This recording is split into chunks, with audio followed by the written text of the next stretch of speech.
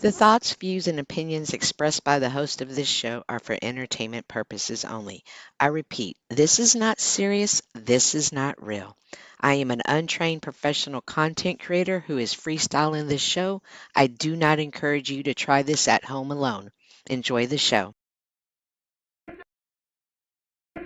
Don't ever let it slip your mind. Hey, walk around with your head up and your chest out. Be smart and let's go next week. You got me? Hey, who's out? Who's out? Who's out? All right, baby. They came to our house, baby. We had a bad state from us from last year. They came to our house. Let's show them. Whose house? Whose house? Whose house? Whose house?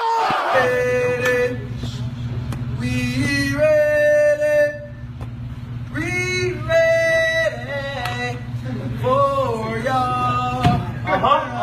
We ready. We ready. We ready for y'all.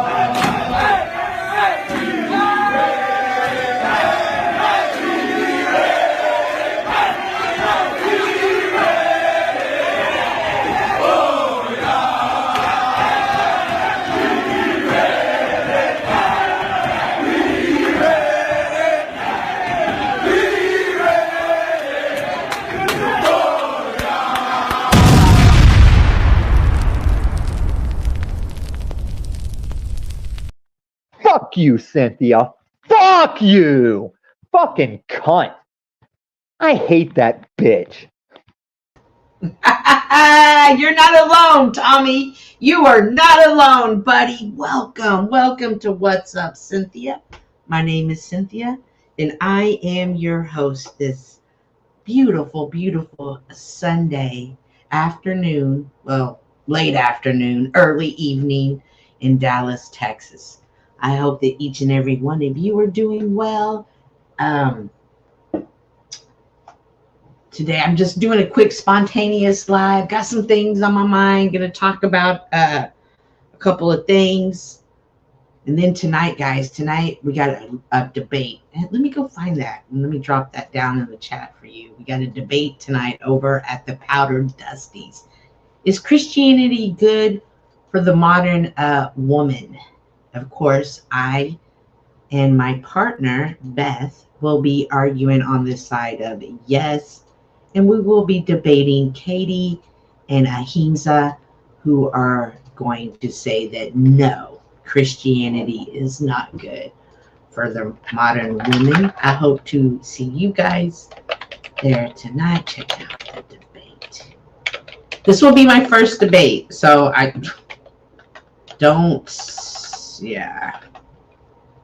wouldn't, this is my first debate. I'm more so just doing it just to understand how this process works and just, to develop my skills as a content creator. I want to, I don't know. See, I'm still working. My place is still so dark. I'm still working on it, and I don't like my studio. I don't like it. I don't like the background. Y'all make fun of the colored film strip. Y'all call it the gay flag. So bright. It's so bright. I don't like that light. I'm not happy with the shadows. So for now, I'm not going to cam up. But soon, as soon as I get everything together, and I'm going to figure out what I'm going to put behind me. I was thinking about putting a picture of a steer, represent Texas. But I don't know. We'll see. I'll probably say something about that. Shout out to Big G, not the little one, but the Big G. Hope you're doing well this afternoon. Whole lot of things are going on the Panelverse. And if you've been a part of the debate sphere, if you're familiar with Andrew Wilson, Sarah the Raging Tomato, you know what's going on. People's loyalties are being questioned. People are being banished, excommunicated. Again, I've told y'all myself, I've been excommunicated. But today, since it's Sunday, oh, good, Big G, you're doing well. Good, I'm definitely glad to hear that. But since it's Sunday, I don't want to get into all of the messiness of that. But today, I want to just leave you with some words of encouragement, just to get you through the week, if not at least through the day, or what's left of this day, or maybe the day when you see this.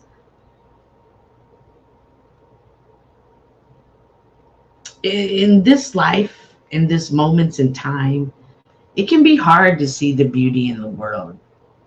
And I'm speaking of the panel verse. It can be hard to turn it on to a panel and just see, oh, this is great, this panel or this vibe or this just really left me feeling better. Not to say that it's not out there, it definitely is. Just saying sometimes we find ourselves drawn to the drama. So I want to take these days to just, give you some peace, give you some kindness. Not to say I won't have moments of outburst in the future, but I do want to have streams that that leave you with encouragement. I myself personally, I consider Sunday my Monday. I start work on Sundays. I'm off Fridays and Saturdays. So I consider Sunday my Monday, quote unquote, and Saturday I consider the Sabbath. Saturday, listen, I don't even get out of bed sometimes until like 7 o'clock at night. So obviously I go to church on Sunday. So for me, that's a great way to start your Monday, is to go to the house of the Lord to worship, to have fellowship with like-minded believers. And so I hope to somehow, in some way, incorporate that here with you guys. And if you're able to join live, that's great. But hopefully you get something from it on the playbacks. But today, I want to speak about gratitude and what it means to be thankful, and when is it. See, sometimes it's really easy to be thankful, and other times it can be challenging to be thankful. So today I want to encourage you to perhaps look at some of these moments in your life, or these times, or these situations that you're going through, and learn to be thankful for them.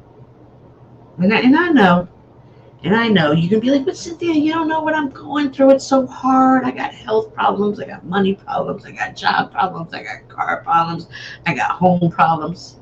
I got health problems. I got dog problems. I got problem for a problem. It can be hard. It can be challenging. It can be easy not to see something as a reason to be thankful. You can just look at it as, how am I going to do this? What am I going to do? Recently, I just talked about how I was banned from a platform that I enjoyed going to. I enjoyed sitting on that panel. Although it wasn't a panel of like-minded believers, it was definitely a panel of diverse ideologies. However, it was a panel that was full of laughter, creativity, energy was always flowing around in that panel. I was comfortable there. I enjoyed it. I looked forward to it. I looked forward to the chat. And I always, I enjoyed it there. And well, perhaps I got too comfortable. And so when I was banished, I was hurt. I was like, what? Oh my gosh, how could they not want me around? But then I had to sit back and think about it and think, you know what? I'm really glad they kicked me off of that panel, because now it's going to put me in a position of, I have to go do it myself. If I want to create a community of, not even of like-minded believers, but I want to create an environment where people can come and talk, and it's okay you don't believe like me, or they don't believe like you, but more so that we can just respect each other and have communication and conversation about it. And that's what I want to build here in my space, in my community, on my channel. So although that sucks and I hate that, I'm also very, very thankful for that. I'm thankful that I was told to go away. I was thankful that door closed, because it means that that door wasn't for me. And I don't need to try that anymore. I don't need to put time. I don't need to put energy. I don't need to be concerned with that anymore, because the doors that are meant for me are going to open when it is time for them to open. My job, my responsibility is not to be afraid to walk through those open doors, to have the strength to walk through that open door. Let me say it that way. So I'm thankful for this. That's just an example. I mean, that's an easy example. It's the Panoverse. It's definitely the most recent example I've experienced on a situation that I didn't like, that I had to find gratitude in it. We see that the situation between Sarah the Raging Tomato and Andrew Wilson, and I will be speaking more on that later this week. But you see that a door closed for Sarah, and she's. Let me tell you something, Sarah. If there is a playbook for when the smut campaign starts for you on YouTube, this is how you handle it. If there was a playbook, if there was a role model, I think that the attitude that Sarah is displaying right now is that should be in that playbook. You don't respond. You don't engage in it. And hey, if you want to hear about it, you're going to pay me. And I'm not mad at that. But you type in Sarah the Raging Tomatoes. Yeah, I see content creators I've never even seen before who have plenty to say about that. There's does she work for him? Does she not work for him? Did her money get cut off? Is her money not going to get cut off? Did she lose support? Is she going to be able to make it? And those can be moments and times that it can be fearful. Nobody likes their money getting messed with. That's one thing that will irritate me. Mess with my money. However, Sarah, I'm not for sure. I've only talked to her about this, and she just, didn't speak too much on it. But I don't see her being any of those things. I think that she is. I don't want to say thankful or gratitude, but she's in handle of the situation, understands what the situation is, and is going on. I mean, you got to go on. The show goes on. What up, Wizard? I'll drop that here in a second, the link. I was just talking about thankfulness and living in gratitude, and how even though that there are things that can happen to us that we're not thankful for, in fact, it feels the opposite of thankful. It feels like it's destroying us, it's hurting us, it's uncomfortable. But just somehow to turn our mind around and just to be in gratitude of it. I'm thankful for this lesson. I'm thankful for this opportunity, Lord, for you to show me your power. I mean, just to really kind of take these situations. Now, I'm not saying they're going to be better instantly. I'm thankful and all of a sudden your problems are solved. I'm just saying change your mindset about it and trust the process. Definitely trust the process. And if you do it once, you can do it again. And the next thing you know, am I in a tin can? Am I Mike? Thank you. Where is it?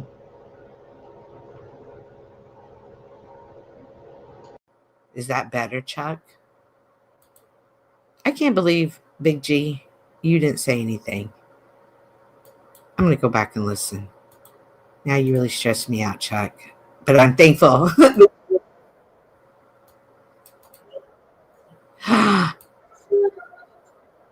It was bad. I should do an audio check now on. Thanks, Chuck. Thank you for teaching me a lesson. New rule. Do an audio check before you go live. Or before you really start on your monologues. So I hope y'all, thank you. No wonder y'all want to hear. I wouldn't listen to me in a tin can either. So, yeah, that's just it. I'll go ahead and drop the link. What other channel is streaming? Oh, I was listening to myself on my channel to test the audio, which I should have done that sooner, you know? Oh, I have Chuck, from now on, I'm going to tell you when I'm going live and you're going to come and check my audio. It was my fan. Hey, Freedom Grower. How are you? Thankful to see you. That's the YouTube link. It is? Oh, that's the debate. I dropped the debate link. Are you going to tune into the debate? What's a 5x5? Well, where I come from, a 5x5 is 5 feet tall and 5 feet wide. And I hope you're not calling me that, Chuck. What debate? Well, Freedom Grower, this is one that might be right up your viewing pleasure.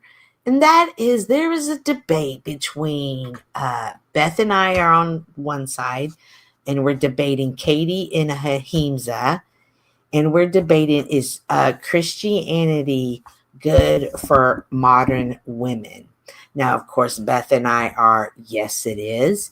And Katie and Ahimsa are against, saying, no, it's not good for modern women. So you being the Bible scholar that you are, and the, how shall I say, the one who looks down upon women, I think this might be a debate that you would be interested in. And it would give you a good chuckle. Oh, sound is good. 5x5. Okay, good. Cool. I will watch. Thank you. Thank you. I don't understand why is it 5x5. 1, 2, 3, 4, 5. Because I don't understand. But thank you for informing me. I will now add 5x5 is not just 5 feet tall, but 5 feet wide. Okay. Not just that. I'll be up shortly trying to mash this out. No worries. Take your time. So, and being thankful though, that's going to require you to be intentional with your mind. The other day we were watching, I was on a panel, not sure where. I'm pretty sure it was Flows though, if it was anywhere else. Now that I've been banished from other places. This guy, he was triggered, and he was stumbling over his words, and he was just all over the place. He was spurging out. We see it all the time, people who spurg out. And it's almost like they get off their course, their vibe, and they don't know how to respond to it. And so, and it's in those moments like that for me that I understand the best moment for me right now, and the best action that I can take is just to be still and focus, like still be intentional with my mind, with my words. Then in the past, now listen, in the past when I was spicy, if some of y'all think I'm spicy now, oh my gosh, I'm probably like a spicy 4. But back in the day when I was like a spicy 10, I would say the most hateful, hurtful things to people. And because I can read people pretty good, I would understand what points I needed to hit and how it would hurt them more, just with my sharpness of my tongue. Always said I have a razor sharp tongue. Don't play with me. I will break you down with it. I even took pride in it. Look at me. But then I would always feel bad later that night, or I'd wake up the next morning and be like, I cannot believe I said that. I couldn't, I mean, God, how would I feel if someone said that to me? And then I'd be like, man, I'd hate that bitch. And so, I mean, of course, it took me like years of having the spurg outs in public and with real people to understand that in those moments, I need to be intentional with my words, because they are powerful and they can hurt, and they can destroy you. Your tongue has the power of life and death. You think, what are you talking about, Cynthia? They're just words. Words can't hurt, but they can. They can. I'm not saying all, and I'm not saying you can say something to one person and then say it. That's the one thing you can say to everybody to kill them. But I am saying to some, these words that we say, but also the words that we say to ourselves. You know, we have to have that internal dialogue, that compass that tells us, hey, you can't walk around telling, cussing everybody out and breaking everybody down. You just can't do that. Freedom Grower says, I am for women. I want the best for women. Women like you are very confused. I'm so thankful, Freedom Grower, that I've met you, because you're just there. You're just you, and I like it. In radio communication, it means the signal is both strong and perfectly clear, like being loud and clear. Okay. Like you mean like on the like Breaker 19 command, it's Big Rig Bertha, that type radio command, and I guess the military. Yep. Look, so I guess strength and clarity, loud and clarity. I want women to read the Bible. I know. What's that verse of yours that you like so much? Because you're always quoting it. What about the one that the women should be submissive to the men? That's one of your favorites, isn't it? In military, we would say, oh, hang on. Something popped up. We would say Lama Charlie, which means loud and clear. Yes, is that what's that code when you go Alpha, Bravo, Charlie, Delta? I forgot the rest. I know somebody that he's always talking like that. And I'm like, I'm going to learn all this one day. Hey, Chica. Hey, Peace. I hope you're doing well today. I hope you're having a relaxing day. And I hope you're having a peaceful day. I'm up here just talking about thankfulness and what it means and how it does have the power to change. Like just to see things with gratitude and to see things instead of seeing things as despair.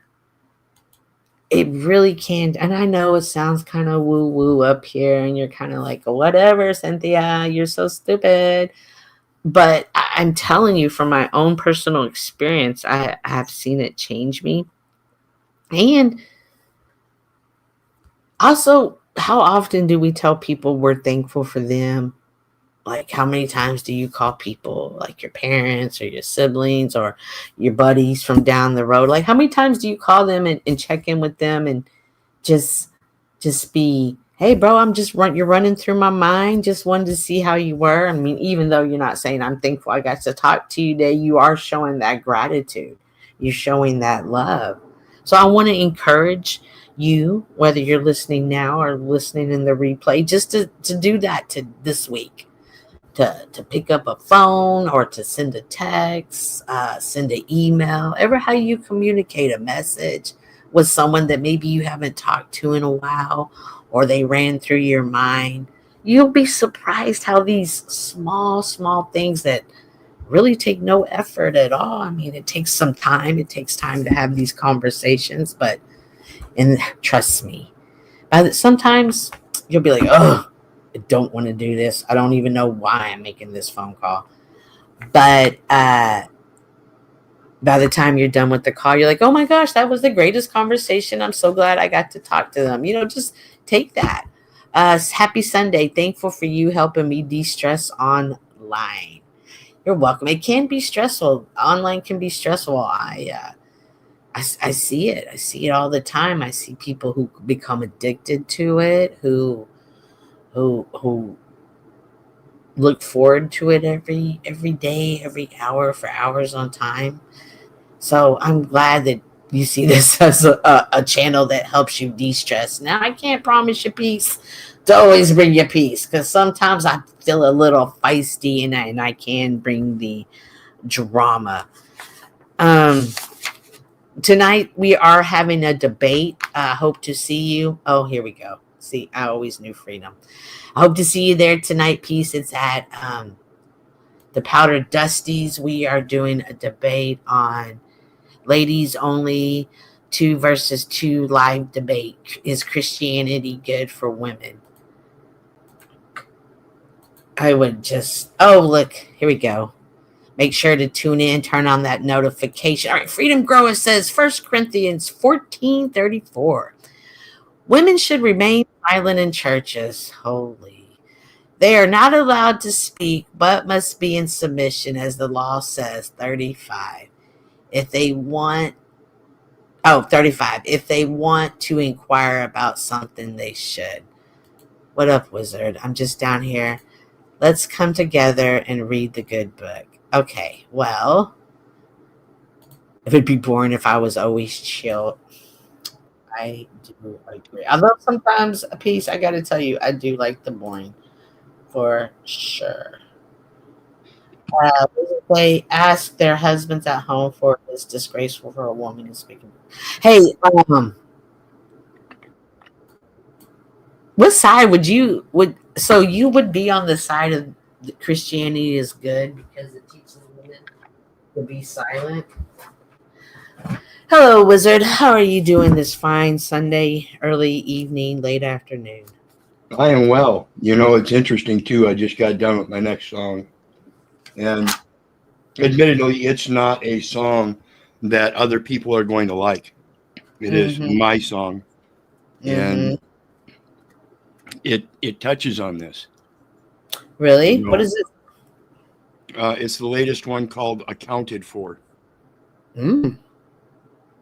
and you know, my accounting comes from the Creator, the thing that created me, whether it be a him, a her, a ethereal thing, a mystical, magical thing, a physical thing, whatever it is. I don't know exactly what that is yet. I do know there was something that created me, and there was something that created those before me. There's something somewhere there where there was a beginning, and for that I am grateful for, because I'm alive and breathing today. And so when I'm alive and breathing, per the purpose of life, it's no one else's purpose. It's not their perspective, objective or subjective. It's mine. And this is Psalms 118 verse 4, where it says, "This is the day which the Lord hath made. We will rejoice and be glad in it." And that's what I do. I celebrate every day. My wife and I are communion on the 14th of February, which also happens to be her birthday. So we have Valentine's, her birthday, and anniversary, all three on one day. Oh Well, my God. one of her complaints is that that's too much in one day. Well, I don't care how much you want to stack in one day, because every day is God's. So if you're not going to celebrate God first and foremost, then what are you celebrating the anniversary and the Valentine and all this for, if you're not part of the we, you know? So when we get into this thing about the birthday and celebrating the birthday, see, I celebrate my birthday every day. Every day I breathe, I am glad I was born. I think about that too. I love my birthday too. I love the day I was born, but I love that I was born every day. And every day I think about my birthday is such a special day. That makes sense. Yeah, and it's nice to do that, but if we look at what is it, 1 Thessalonians 5:18, it also says, "In everything give thanks, Right? for this is the will of God in Christ Jesus concerning you." So again, it correlates to the Psalms 118:24, where everything is about me, but I am nothing without that which created me, and all else is just an addition. My wife, the dog I have, the life I have, whether it be good, grand, elite, or whatever, destitute, it's still life. I still breathe. And I've had those moments under a bridge for long periods of time. So it again comes down to the gratitude and who you give the gratitude to. I don't give gratitude to my wife. I give gratitude for my wife to the proper creation. Are you able to see the gratitude? Are you still able to have gratitude in the challenging times or the times of despair, such as the time you were in prison? Did you have gratitude there? Oh, absolutely. I have gratitude for the lessons I am learning. And that's a good example. Prison, you know, when I was on my way to prison, Mm-hmm. a How young old were man, you? How old were you? young man of 18. Okay. And back then, they aren't. It's just like the metaverse, Mm-hmm. just a bunch of safe spaces with cupcaking going on. Mm-hmm. Today they call them Camp Pink Panties. Back in my day, it was a reformatory. It was a penitentiary, and it wasn't about anything but discipline. And that came from both sides, from the staff and the other inmates. So in there, you have to walk with respect. And so I was full of gratitude from that, because I knew when I walked out, no matter what my lesson in there was, all my previous life was going to be a new board. I was going to walk out there with a new stature. How long were you in prison? 3.5 years. Was that always constant? And did others see it in you? Like, did it spark it? And did you spark it in others, perhaps? Oh, absolutely. Because, you know, walking in weighing 120 pounds, you ain't got a whole hell of a shot, right? Mm-hmm. But shortly after I was in, somebody was talking about me being a homosexual, and they didn't even know me. And I just went up to him the next day because I knew I had to. No matter what my results were, I had to confront him. So I did. And I told him if he didn't stop his shit by the end of the week, he's going to need a dad. Well, that was the wrong thing to say. I should have just taken care of business. I should have just shut my mouth and taken care of business. Mm-hmm. But by giving him a chance, by speaking to him, the guards were on it already. They knew what was going down. So they were already on it when I swung and hit him the first time. But if I'd have just shut my mouth and just whooped his fucking ass, I'd have got a lot more strikes, and it wouldn't really made much difference except for me. But at the end result, the other people say, yeah, okay, he's got the candor, he's gonna fight. You know, he wasn't pushed to it except by words, and that's why I see it on this metaverse. People get pushed to fights, physical activity, by words, and you really shouldn't. The only place you should do that is if you're in a place like that. This metaverse isn't a prison, folks. You do see the prison tactics on here. Yes, absolutely. You do. You see that mentality to even, you know, I think of like when people, no offense to you, but dress up like the clown. Not that you dress up like the clown, but you have that little lippy who is the clown. I see that. In Sin City was in that same way. That's just that gang prison mentality, putting that mask on, that suit. Yep.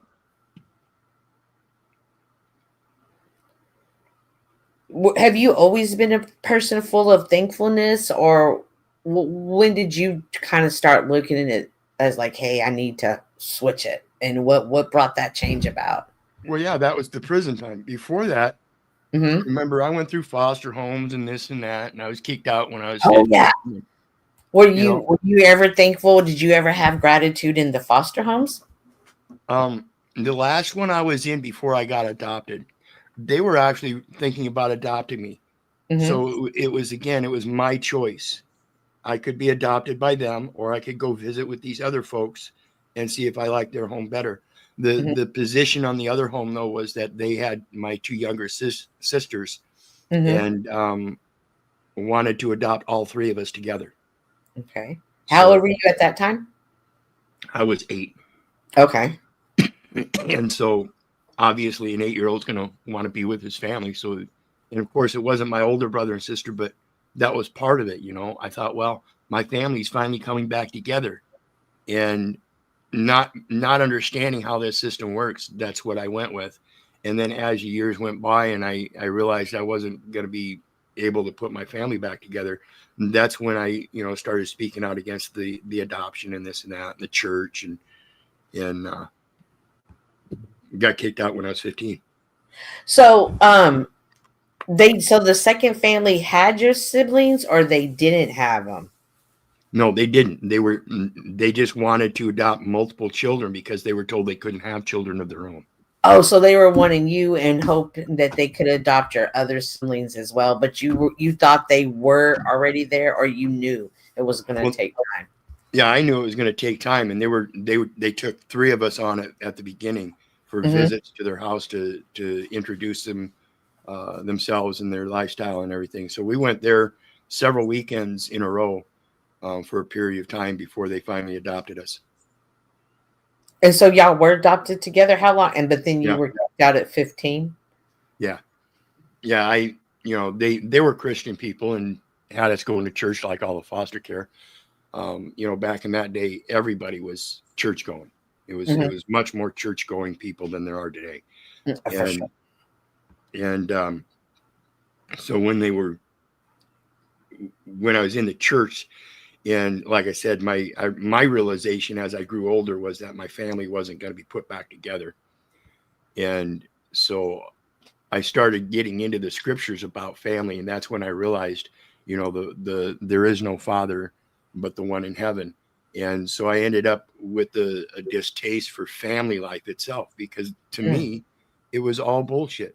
Every minute of my family that I could remember was bullshit, because as a 5-year-old, you can't really remember too much before that. I do have some memories, but the major memory I have is being dragged away from my mom and dad and not being able to see them again. At any time, we can stop talking about this if the question. Oh no, I'm good with it. It needs to be discussed. This is the stuff that people don't want to talk about because it does hurt. And I'm telling you, you have to be able to get over that hurt in order to be able to live a life and see it with gratitude. Amen. What led to you being placed for adoption if you have that memory of being taken away from your family? My dad and his alcoholic abuse. And how many of you how many were 5. there? 5 of us. 5. Let me make sure. We have a guest backstage. Let me do a mic check. Oh. Oh, please. I need a producer. Who is this? A voice for what? A voice for the Christian women. Hey, how are you? I'll bet that's Dick. Why would you say that? It's the Dick's picture, but he's on mute. But then again, it could also. Okay. Awesome. What's up, brother? Hey, Dick. Hey, again, I'm sorry. Dick was coming up and I was looking for that. You said how many siblings were there? There were 5 total. How many? Yeah, there were 5 of us. And that was 3 girls, 2 boys? Yep. Now, when you earlier when you told the story, you said that your 2 sisters, you were able at least to be able to connect with 2 of your sisters, just not the one brother and the your younger brother. I don't know if it's the baby and another sister. Yeah, the older brother and older sister. My 2 younger sisters were adopted with me. Okay, so y'all. Now, did you have a sense of a family with those? With at least I got these 2, or were you like, no, this is all bullshit. You're not family either. Oh yeah, I had a sense of family, but we had been separated by 5 years. I hadn't seen them in 5 years, but they had always in the foster care system, they had always been kept together because they were so young. They were like I think 3 and 4. Maybe 2 and 3 when they were put in foster care. So they were always kept together. All right. Shout out to Snaps, a holy, the optics are high. I saw you earlier. I saw you earlier on Rob North. Snaps coming up. Good to see you. I hope you're well. Who said fuck him? I did. Why? Why? Why did you say that? You know why? I forget. You never know with Snaps. There's so much. Exactly. It's all lies. Anytime I hear people talk about snaps and they'll tell me something he did, all I can do is laugh because I'll be like, "Oh my god, I forgot all about that." You're right. We got the footage. The footage. Hey, Angela, hope you're doing well this Sunday afternoon. Dick, I am so surprised to see you actually hit the panel. Whatever has caused you to grace this panel this Sunday evening? What has spoke to you to make you come up? Oh, I'm excited about this debate.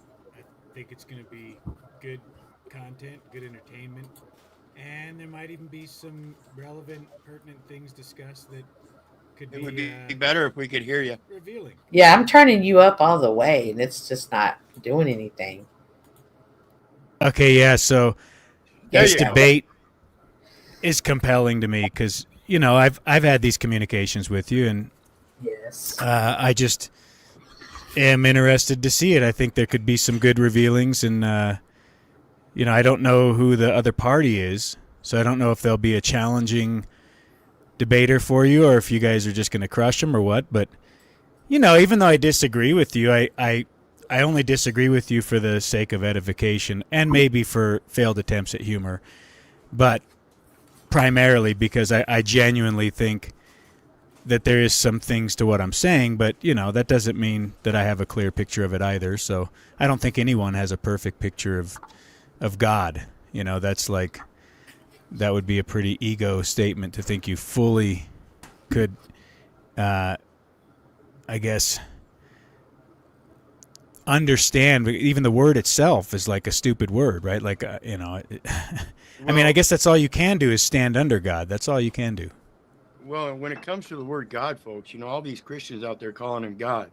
This is one of the things that begs me to not be a Christian, because evidently their belief is that you should still call him God, despite the fact that it says in those scriptures that we are to call him I am, or I am forever.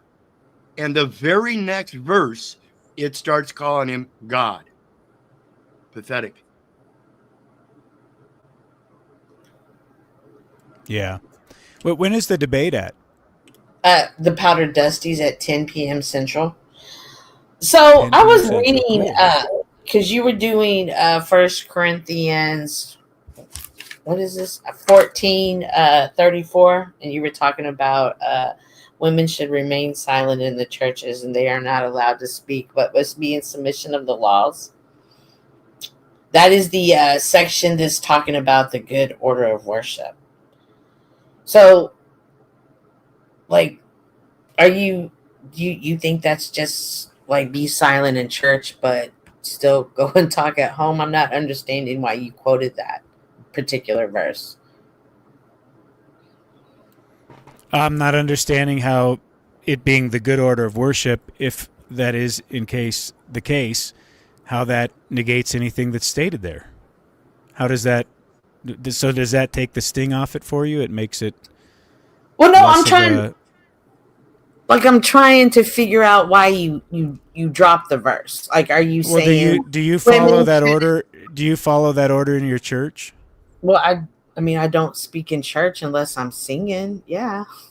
But when I'm in Sunday school, I definitely speak. But when I step into the sanctuary, I'm not like, hey, what do y'all got going on? And talking all through service. No, I don't speak at all, actually. Yeah. But I sing the hymns. But just between you and me, sometimes I even just mouth them because I'm not really a good singer. Well, and what do you think, Dick, about the correlation with that verse and setting thine house in order? It comes to, and this is where I get into it with the law, because there is no order in those scriptures for those courts when it comes to setting thine house in order.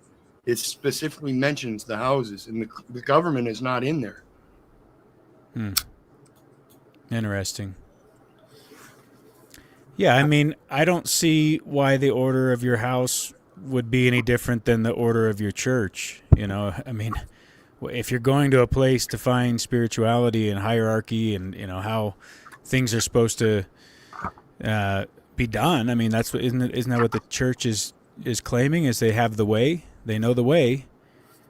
So I don't The see way, how, if that's the order of things that they're presenting,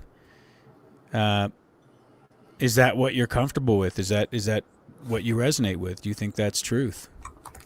Well, and real quickly before you respond, Cynthia, I tell you, Go ahead. the reason I quit church was when I read those scriptures about setting thine house in order and that First Corinthians, and realized, wait a minute, I'm looking up at the pulpit and there's a female. Oh, you went to a Catholic church that had a female priest?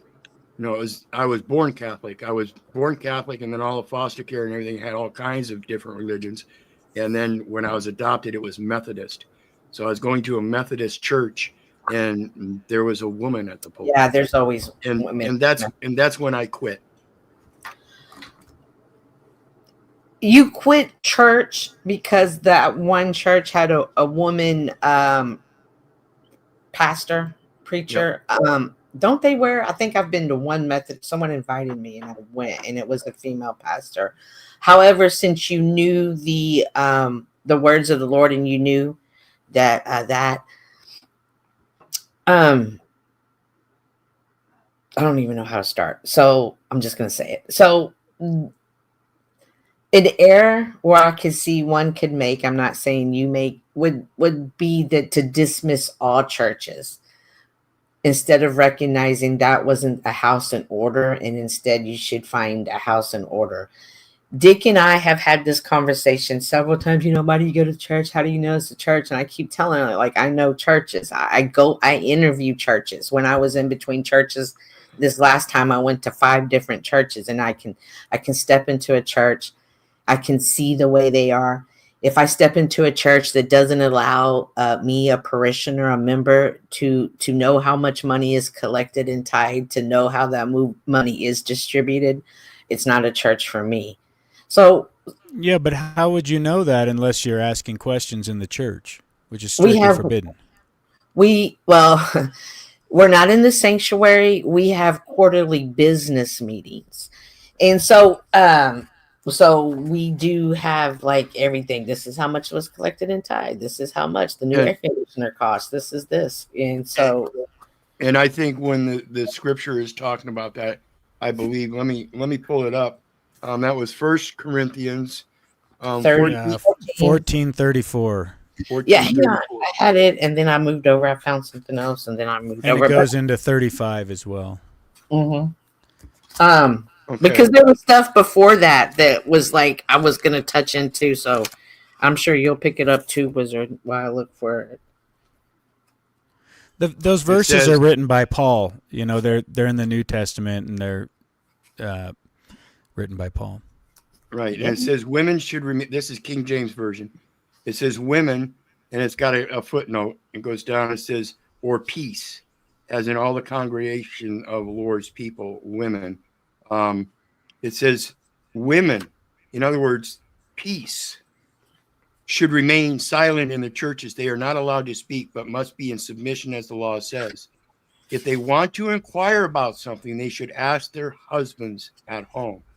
For it is disgraceful for a woman to speak in church.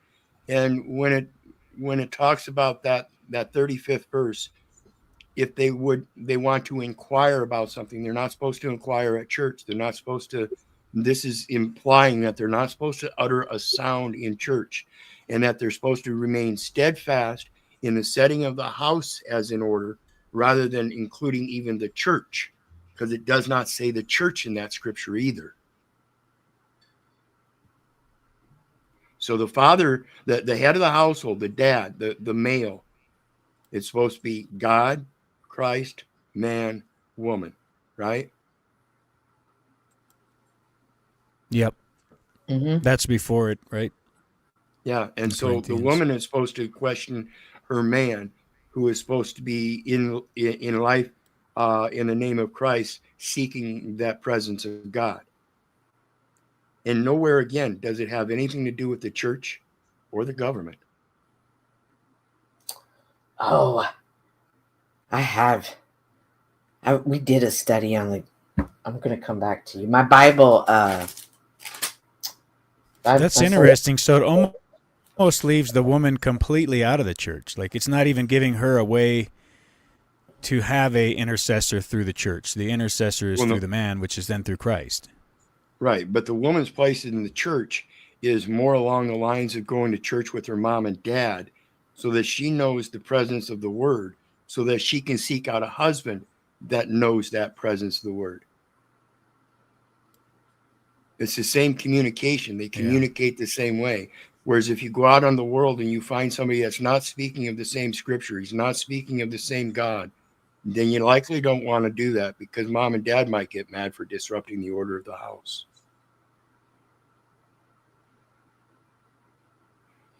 Earlier in that verse, Dick, it also says, back up in again chapter 14 of First Corinthians verse 26, it says, "What then shall we say, brothers and sisters, when you come together? Each of you has a hymn or a word of instruction, a revelation, a tongue, or a interpretation. Everything must be done so the church may be built up." So their women and men still come together. So it's not that we're not. But are you a brother? Because you use the term brother. So it said no. We brothers and sisters, when we come together, each of you has a hymn or a word of instruction, a revelation, a tongue, or an interpretation. Everything must. So how is that not? But so we still, men and women still come together. I just told you, I sing the hymns, but I don't talk in church. But when I step out of the sanctuary and when we're in the business meeting room, we are free to ask questions. This is the church. This is the money's donated to it. Other business matters. This is my community. Why wouldn't I be a part of that? And why would I consider a church my home if it doesn't allow me, if it wants to hide that from me? Right. So read the rest of that verse, and remember again. Dick told you. Paul wrote that. Okay. There's a lot of controversy about this apostle or this disciple Paul. Well, were you talking about? Okay, if any one of you speaks in tongue, 2 or at the most 3 should speak, one at a time, and someone must interpret. No, where it's the utmost importance for the building of the church. Oh yeah, everything must be done so the church may be built up. Yeah, that was the end of it. Right, and so when Paul says that, and that is a true statement, people are misconstruing what the church is. The church is not a building, folks. The church is the gathering of people. Church is a verb. Look it up. It means to gather.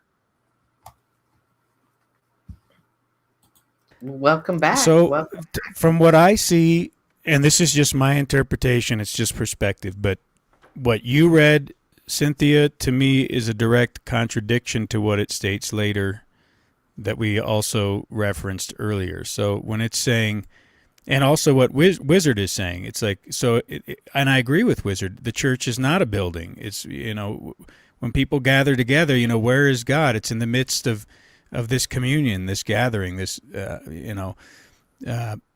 collected search for God. And if people do that in earnest and in honesty, they're going to find God. They're going to find the truth.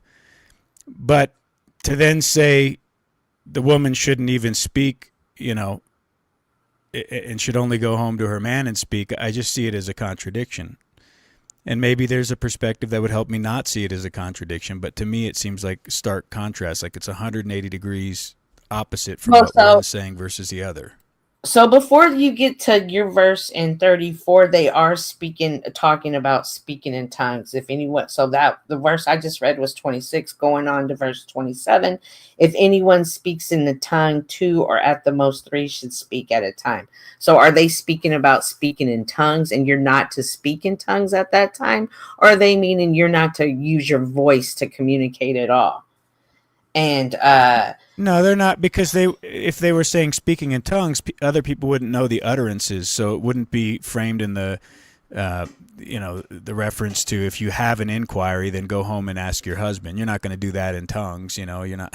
So it's talking about general inquiry, general speech. I disagree, because if you have a question about what were they just saying in tongues, what did he just say, or what does that mean, that is something that perhaps you shouldn't ask there at church, because it could I don't know how to say this, disrupt um the whatever was happening, the spirit, so you know how you go onto a panel and you're having a good conversation, and somebody comes in and they're like, oh my god, did you see da da da, and the whole entire thing has changed.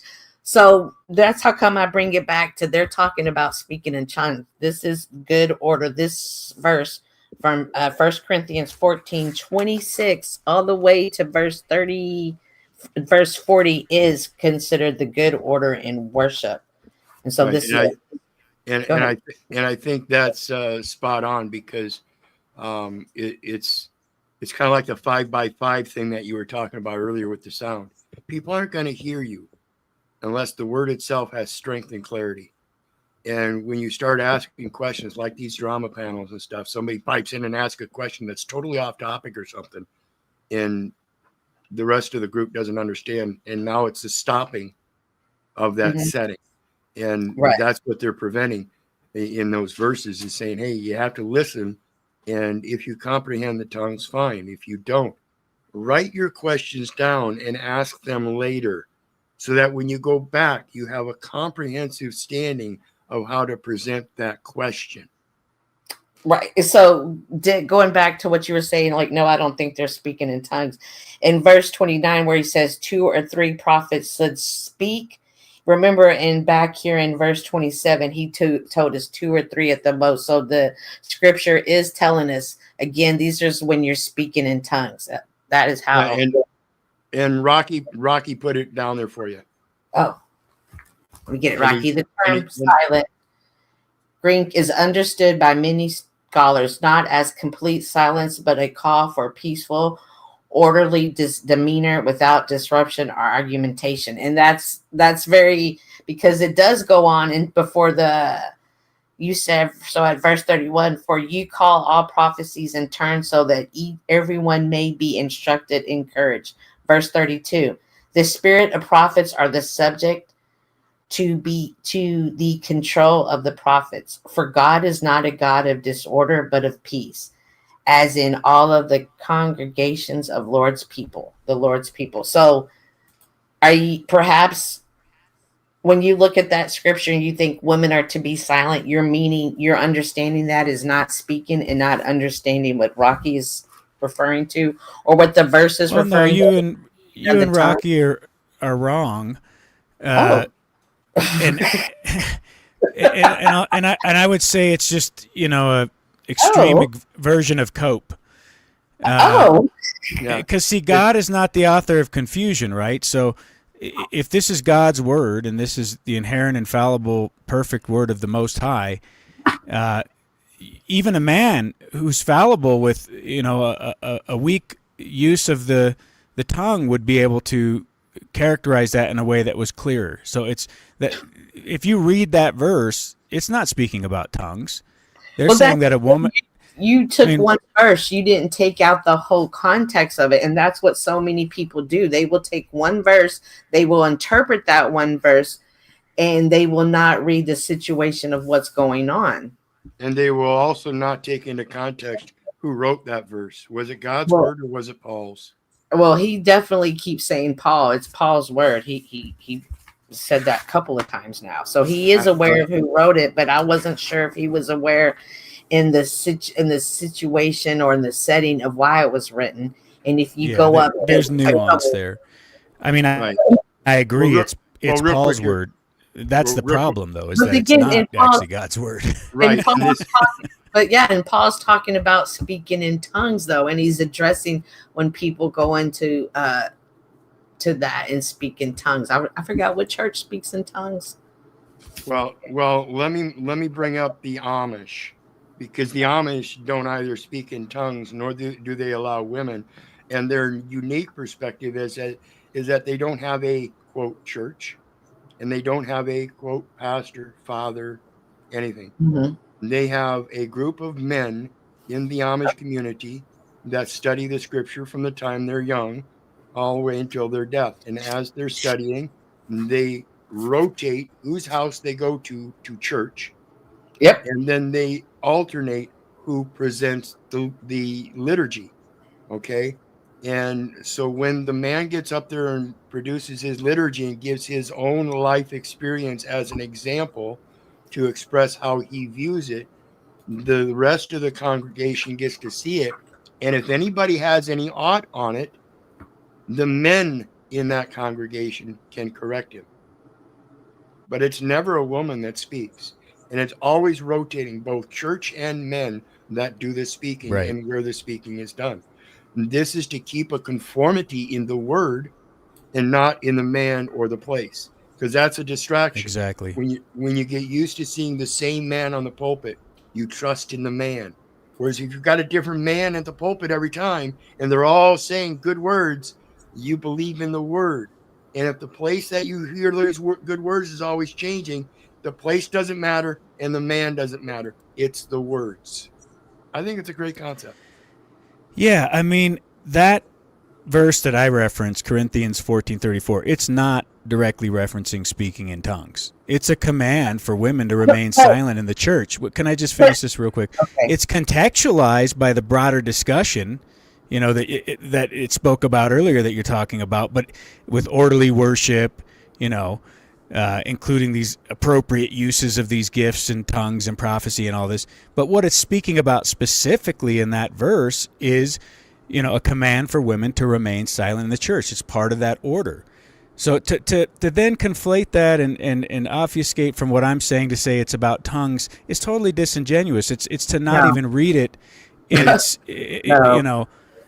What do you mean? And No, it's No, not. it's not a com- disingenuous because It's I not. read It's not referencing tongues, though. Show me where it references tongues in that verse that has. Okay, so when It's you talking read about being scripture- silent in the church. So Okay. if you also Okay, go hold on. Let me go back.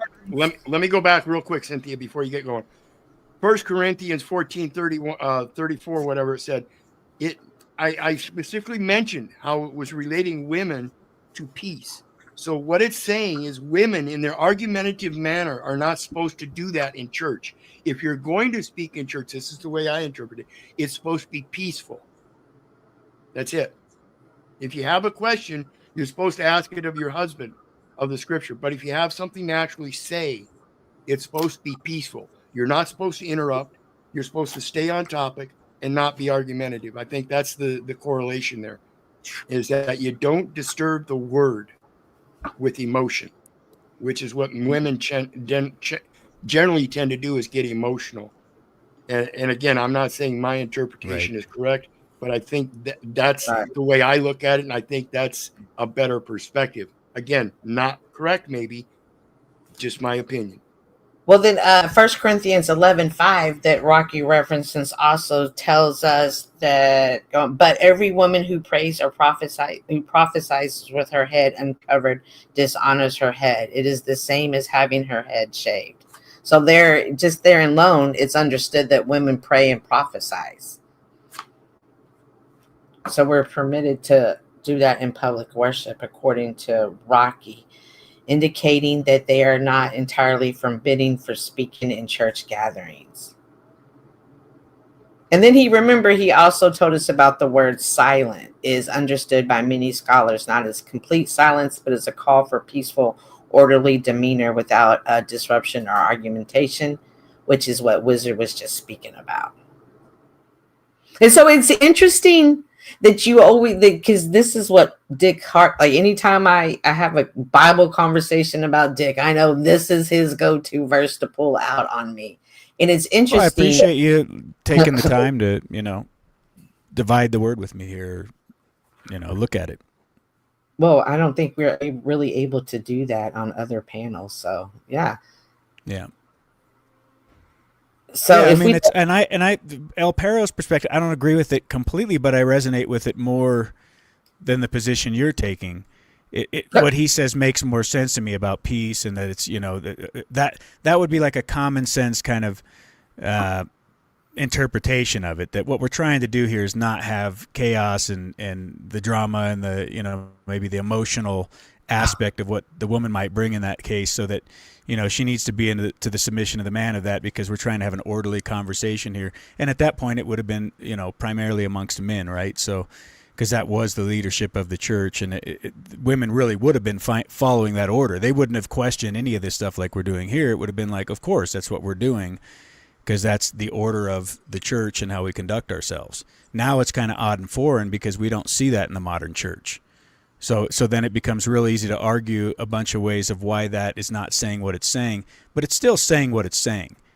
You know, you can put peace in there, but it's not saying that we're referencing tongues here. So that's where I say we're getting disingenuous when we start to make those claims, because that may have been brought up in the broader subject of the order of the church and all this within that chapter and in that, you know, reading, but it's not what it's referencing in that verse. It's literally like 26, 27, 28, 29, 30, 31, 32, 30. It's 8 verses later. So you don't write a letter, a sentence at a time. Nobody writes you a letter and gives you one sentence. They tell the whole, you read the whole letter. They give you sentences. In this case, there's scripture. So when I read the Bible, and perhaps this is where we're different, perhaps you don't take that into consideration, whereas I do. I understand that it's a story being told, and I need to read it all to better understand it, versus just, this is the one scripture I've been waiting for, and run with it. I want to understand why Paul is writing this letter. What is happening? But who is he writing the letter to? I've read this all before in depth, so I mean, I know what it says. Like, you can bring it back up and read it all in its entirety if you want. But I remember it talking about, Paul was talking about, like, if you speak in tongues, you need an interpreter. He was giving the order of all this. The part about what I was referencing was a completely separate command. So, you know, yeah, you don't. It's in the same section. It's in this section of the good order of worship. But he was giving a multitude of commands. So you can't just, like, you know, blend them all together and say, what multitude of commands? He wasn't really giving any commands. That was the only one. What was the other multitude? You've read it so in depth. Which other ones was it? He was speaking in reference. First 10, but we'll just take these. Do you want me to? I mean, it's the context. You know, I remember somewhere in Corinthians he was talking about the order of the church and how, you know, if you speak in tongues, you're to be silent if there's no interpreter, and if there's a prophet there, to speak one at a time, and so all that's in there, but that is a separate thing that he's addressing from what he's addressing, you know, later in 25 or 26 and 27, or 25 and 26. I'm not sure or how 34 and 35. Sorry. Yeah, I'm just not. I don't know. I'm definitely see it as the. Well, no, listen to what I'm saying. Like, read it in its entirety. Like, he's addressing the order of the church. So he's not just addressing one thing. He's addressing the whole order of the church, right? Right. And so he brings up tongues. Then he goes on later to talk about women should remain silent. It's a separate command. I don't know how you can, you know, conjoin the two unless it's just to, like, support a dogmatic doctrine that does not actually support what it says there. And we have to. That's the thing that's so difficult about this stuff for me, because I'm looking at it, I'm reading it. It's like it says this, and then, you know, you obviously see it as saying something completely different. Go ahead and pull it up and read it. How does that conjoin with Corinthians 14:34? So even in the last of this section in verse 39, therefore, my brothers and sisters, be eager to prophesy and do not forbid speaking in tongues, but everything should be done in a fitting and orderly way. So again, like, if it was saying that women shouldn't speak at all, why would we even be allowed there? Because right there, he's telling you, brothers and sisters, to speak in tongues. Right? He's giving you an order to it. He's saying he wasn't referenced. He didn't reference the church there, did he? Be eager to prophesy and do not forbid. Okay, I'm going to read it all in this thing, and we can go through it. Okay. Maybe even go back a little further, just to no. Get the full We're going to context. start. We're going from the section of my Bible that says "good order in worship." It's verses 1 Corinthians 14. Verse 26 to verse 39. We have 13, a few verses.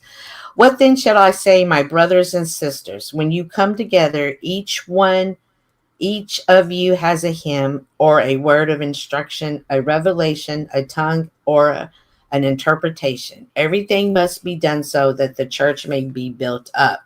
Verse 27, if anyone speaks in a tongue, 2 or at the most 3 should speak.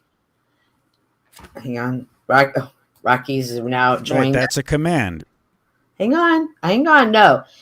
If anyone speaks in tongue or 3 at most should speak at 1 at a time, and someone must interpret. And we There can you go. consider that Exactly Rocky. what I said. We can consider Rocky the interpreter, right? Because we're speaking, perhaps not in tongues, but we are speaking. But Rocky is telling us about the word silence and the meaning of it. So we can see it that way. Going on to verse 28. If there is no interpreter, the speaker should keep quiet in the church and speak to himself and to God. So that's not referencing just women. That's referencing, again, if there is no interpreter, the speaker should keep quiet in the church and speak to himself and God. So that's not just for women. 2 or 3 prophets, going on to verse 29. 2 or 3 prophets should speak, and the others should wait carefully what is said. And if a revelation comes to someone who is sitting down, the first speaker should stop. 31. Right, so he's not talking about tongues and all this, right? Right, he's still speaking on the speaking, but remember he's saying, hang on. So it can't all be tongues. We can't just say this is all addressing So tongues. remember, I just went through this with you. Remember at the verse of 29, and the very next verse is the one I just read, but at the beginning it says where 2 or 3 prophets speak. And remember when you go back, he says if anyone speaks in tongue, 2 or at 3 the most. Again, he referenced 2 or 3. So again, he is referencing when a group comes together and they're speaking and they happen to speak in tongues. So he's still referencing that. The very next verse that is the one that I just read. So 2, I'll go back, 29. So 2 or 3 prophets should speak, and the others should wait carefully what is said. At 30. And if a revelation comes to someone who is sitting down, the first speaker should stop. So I'm not, like, it's literally the next sentence. Oh. His instruction, what he's doing there is trying to ensure that all these activities in the process of worshiping are orderly and beneficial to people, right? So it's not chaotic. So when you look at, so he's referencing a bunch of things, but when he's talking in 1434, as you go on, he's not talking about silencing the gift of tongues. He's talking about the disruptive behavior that, women would bring in speaking in a way that's not in submission, which is what Wizard was saying. That's why I resonate more with what Wizard's, which is why I think there's truth in the verse, because usually a man will interpret it more in the spirit of what it's actually meant to be. He was saying that for speaking in, like, not disrupting this peace and being agitation. That's not the same as submission. You switch that. Well, in context, how did I switch it? The context is the Corinthian church was having problems, and I think he was speaking specifically to that church, that women were arguing with men, and that they need to remain silent. If they have any questions, to ask their husband, not to bring it up in church, and to be like non-submissive. Like they were just like, I don't think it's a universal principle that women are supposed to keep completely silent in church. That's not what he's trying to say. He's just trying to say this church in Corinthians having problems. And he's saying for that church to have the women remain silent. I think you're right, Rocky. That's why I can't say it's the word of God. It's the word of Paul, because you are right. That's likely what he was trying to say there. But it's based on biblical principles that women are to be submissive, and they weren't being submissive. They were arguing with the leadership of the church. So it was biblical principle. He's not making up his own rules. He's just trying to affirm that the Bible says women are supposed to be submissive to their Remember, he was talking about Corinth, the churches of Corinth. That's why it's Corinthians. Mm-hmm. He wasn't speaking to the normal Christian populace at that time, as it were, or the church populace. He was talking about the Corinth. He was trying to bring them to Christianity. So, I have 2 videos backstage. I have one of Wizard's AI, and then Snaps has sent us a video to watch too. Let me go to, we're going to go to the AI video, and then we're going to see what Snaps has to say or what message he sends to us. What is your, yeah. This is your latest AI video, Wizard? Yep. All right. Oh. Oh my gosh. Look, Yolanda says, oh my gosh, I can't. You gotta wait around for the video. You'll love it. You'll love it. Okay, hang out for the video. Look, we ran off Yolanda. Yeah, and I was just sharpening you up for your debate. Not that you need it, but we don't got to go down these rabbit holes anymore, unless you want to. But well, Rocky's here. He's here.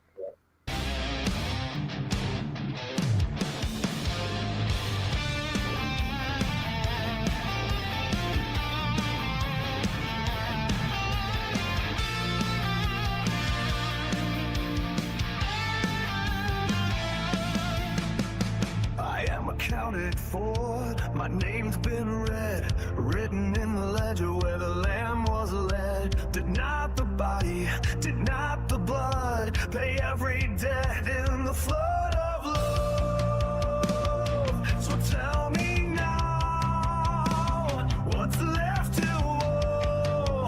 When mercy calls, I can't say no. Are we too old on anything? Just grace erase what the law might bring. If love's the all, then love fulfills all that binds all their wills.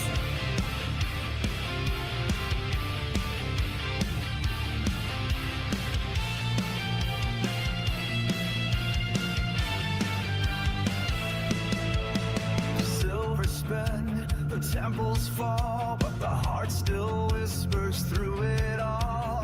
Render to God what is divine, and what remains is only mine. So tell me now, what's mine to keep when every truth cuts dark and deep? Are we all knowing anything? Does the blood absolve the suffering? If love's the law, then I am free. But is that law the law of me?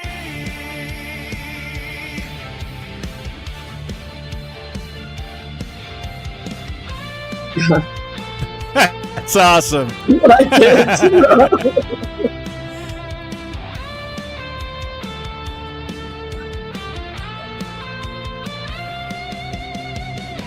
If I am bought, I am not sold. If I am dust, I still am gold. The measure's met, the balance true. No doubt remains, save love for you.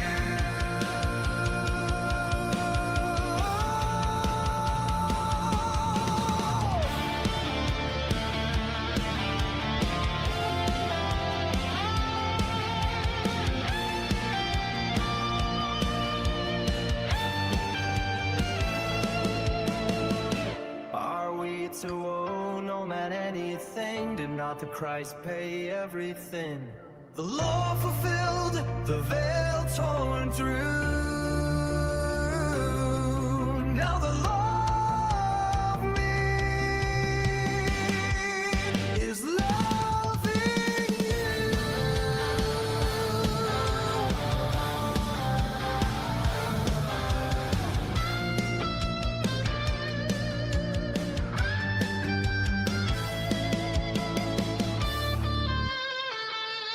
Wow. Well, somebody's definitely learned what B-roll was and how to implement it correctly in a short amount of time, I would like to add. Dick, you go first as the music connoisseur that you are. AI music's driving me crazy, but I enjoyed that. That was cool. The music's driving you crazy. It was a great visual. Just as AI a- music in general. Like I'm listening to more like AI blues these days. You know, AI jazz, and AI's kicking my ass on jazz right now. Do you ever listen to classical? That's my favorite. I do like classical music. A lot of times if I'm in the car and I don't want to listen to something on a phone, or there's no signal or whatever, I'll put an AM radio on and I find like old classical or something. I was thinking about putting that to Tchaikovsky or something. Yeah, there you go. Yeah, That'd be we cool. have a classical station, and I like to turn it on and then just see the world as a musical, and like look for the scenes that go along with the music I'm listening to. Rocky, what brings you up? And then we also have this video. It's a 20-minute video, though. Let me kind of listen. Y'all talk amongst yourselves, and I'm gonna skip through the parts that are like key. Talk amongst yourselves. So yeah, the music background there was heavy metal, and I'm not a heavy metalist. I do indulge in it, but it's not really my style. I like more country, and like I mentioned earlier, Tchaikovsky. Even we used to do chores, Saturday chores, and Mom and Dad would crank their hi-fi stereo up to max, open the windows, and we'd all be doing chores to Tchaikovsky and Beethoven and shit. So Yeah. There's something weird happening with music right now where the small musician is almost being eliminated right in front of us. Like they're becoming extinct, because circuits where people used to be able to make money, like you'd go to Nashville or you go to LA, and if you're a decent artist, you could play some covers. You might find yourself making $300-500 a gig. And heck, 5-10 years ago, if you were doing that, 4 or 5 nights a week or whatever, you're paying your rent. Things weren't quite as expensive. But now the economics just don't make sense for musicians. So we're simultaneously having the music replaced with the AI while musicians are being exterminated. I'm not saying it's a bad thing. It's just an interesting observation to me to see what's going on with music. well, I think you're right there too, but I think there's one guy out there that got right in the mix at the right time and in the right venue, and that's Tom McDonald. I don't think it's going to phase him out at all. I think he hit the spot. If you know what I mean. He hit that sweet spot. I don't know much about him. I'll have to check it out. Oh, he's Is on he the blending charts. the two worlds? Yeah, well, not only that, but he's on the charts, and the charts don't want him there, but they can't deny it because that's what the people are demanding. Wow. Yeah, and check him out. Check it out. Do you know He's the got big etymology? numbers. He's got big numbers, and it's all solo. Him and his woman and a couple other people helping him out in the background. No other production crew. None of this Hollywood stardom shit with all the fucking bonus sign-ups and everything. It's just all him. CDs. Yeah. Do you know the etymology of music? I mean, muse. You know what a muse Oh is? no, I've seen this guy. Yeah, you're right. Jester. He's great. Oh yeah. Go ahead, Rock. Well, I did some research on music, and it's very you can brainwash people with music, but Absolutely. the muse was you remember the mermaids? They were muses. They would sing and get the men to come in, and sexual perversions and stuff, and I see that a lot of the 60s and 70s, a lot of the music was sexualizing rock and roll. You know what rock and roll means? It means it's the sexual act of rocking and rolling. That's what that means, rock and roll. It's the siren Anyway. call. Yeah, they're sirens. It's like a siren. Yeah. So you got to be careful what music you listen to, I think. Right, I agree. Look, we won Yolanda back. Yay. Anyway, I got to get going. I got to go to town. Thanks for having me. I just Well, and wanted then to- a lot of these young kids that are putting groups together, they're letting the AI be their performance. So you think you're watching, people are not even realizing they're at a wedding or whatever, and these guys aren't even fucking playing. The drummer's got a little computer back there, and he's just punching the song in. It's that produced. It's crazy. Well, yeah, in business sense, you want to knock everybody out. You just got to pay for the program. You don't want to pay artists. Like, they're just desensitizing us. They're isolating us more. Music brings people together, but now you don't need anybody. to bring you together for music. You can do it all by yourself. Yeah, AI is a tool. I mean, I believe AI. A lot of people are afraid of AI, and that AI is going to take over the world and stuff. I don't know. I'm definitely not afraid of AI. I think you can use AI in a good way.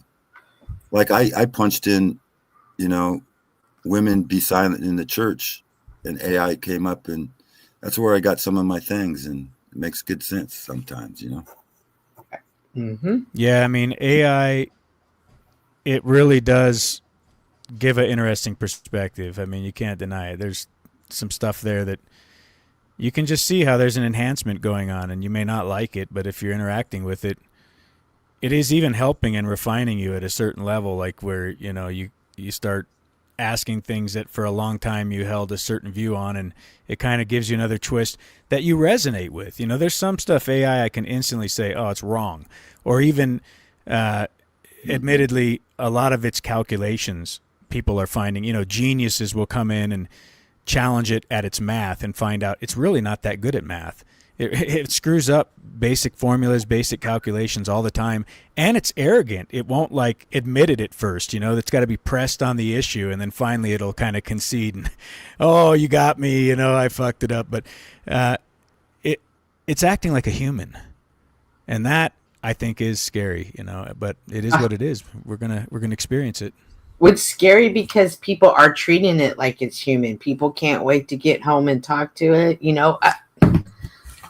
Snaps. I hope you're still in the chat, buddy.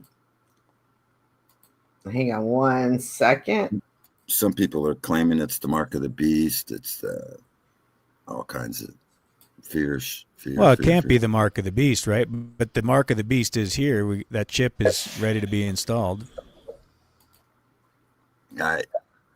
I kind of disagree with all that. I believe that was back in the first century church. The mark of the beast already came and is gone, but it might be a similar, because Satan works in similar ways all the time. So, hey guys. I believe in Satan. Anyway, I got to get going. Alrighty, bye. Thank you. We're gonna end, but Snaps, Cheers. before you go, hang on, guys.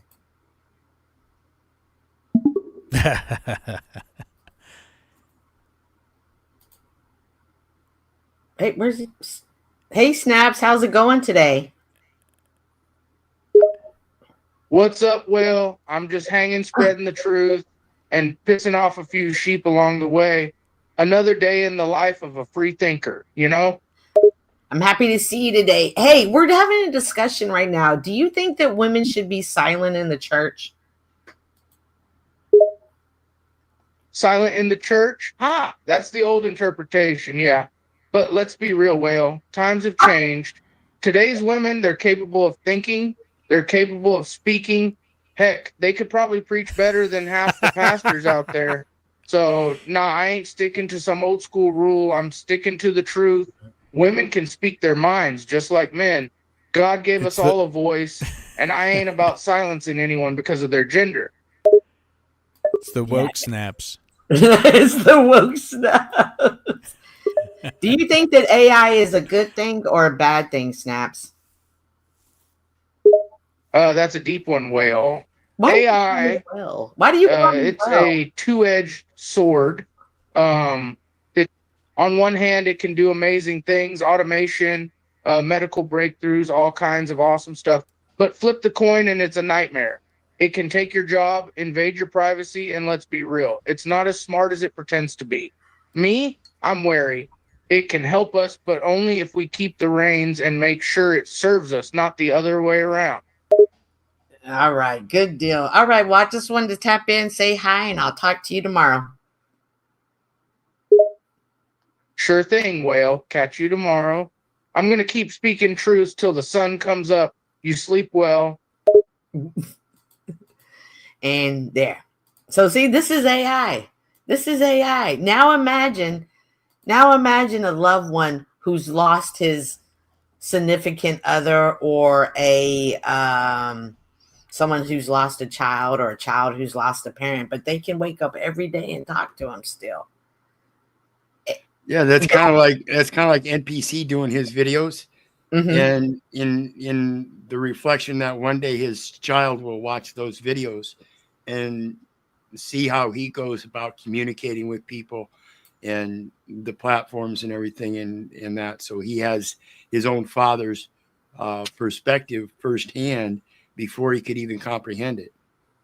So it's going to be a long track record of his dad, and I think that's a good thing. Indeed. Alrighty, guys. Well, I'm getting ready to head out. I just wanted to tap in and just come in with some encouraging words today on being gratitude while we're here before we leave. Dick, what are you most grateful for? And do you think that you walk around with a grateful attitude or a grateful spirit? I mean, I'm not most grateful for anything. I'm grateful for everything. I'm thankful every day for breath and the ability to experience this life. And I think the things that I'm not grateful for are also things that maybe I should be grateful for at a certain level, because they often end up teaching me. So that's one of the things I just keep learning, is to keep an open mind about how God is gonna speak to me. It's not just through my own intuition. It's also what I'm doing out here. God speaks through others, and I need to be open to hear. Everyone has that. We all see through the glass, dark glass or smoke glass, but we all have a piece of divinity, and I think it's important to recognize that if someone recognizes that in themselves. I shouldn't say everybody has it, because some deny it, but I'll leave it at that without going further into the can of worms. I just appreciate the time, and I hope you have a great debate. And Thank nice to you. see you, Wizard. I appreciate you coming up and having a good conversation. I got banished from OTW, so I can't go over there anymore, but Imagine that. Imagine that. You're there in spirit, Dick. Imagine that. He's going to have a cast of characters on his intro that are never there anymore. Well, I'm banished. So. Alrighty, guys. I am going to go ahead and I just want to say I'm grateful for Dick. He's one of the better communicators I've ever run across on these platforms, and I'm certainly appreciative of and blessed by Cynthia. As I said, I'm a quick study, but it's only because people give me material that I can study to improve that I'm able to show that I'm able to do those things. So, hey, did you learn the camera angles? For the most part, so much, yeah. Because I did see a couple of angle usage, and I was wondering if you told that. You definitely picked up that B-roll and editing a video together. How long did it take you to do that? That one took me actually about 8 hours. Yeah, I had some difficulties with trying to get the prompts to do the exact thing I wanted to in the time frame.